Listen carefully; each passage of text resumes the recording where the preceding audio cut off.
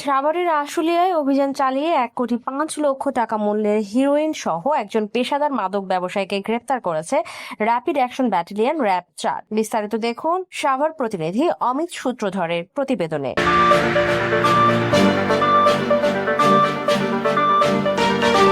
সোমবার ভোররাতে আশুলিয়ার টঙ্গাবাড়ি মারমা মোড় ব্যাপারী পাড়া থেকে তাকে গ্রেপ্তার করা হয়। গ্রেপ্তারকৃত মাদক ব্যবসায়ীর নাম শরীফুল হক।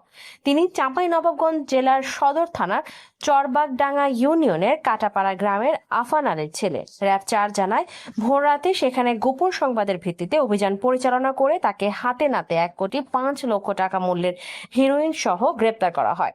প্রাথমিক জিজ্ঞাসাবাদে জানা যায় যে তিনি দীর্ঘদিন যাবৎ লোকচক্ষুর আড়ালে দেশের বিভিন্ন এলাকা হতে মাদকদ্রব্য ক্রয় করে এনে ঘটনাস্থল সাভার এলাকা সহ দেশের বিভিন্ন এলাকায় ডিলার ও খুচরা মাদক বিক্রেতাদের নিকট বিক্রয় করে মাদক ব্যবসা পরিচালনা করে আসছিল। গ্রেপ্তারকৃতকে আশুলিয়া থানা মাদক আইনে মামলা করে কোর্টে প্রেরণ করা হয়েছে।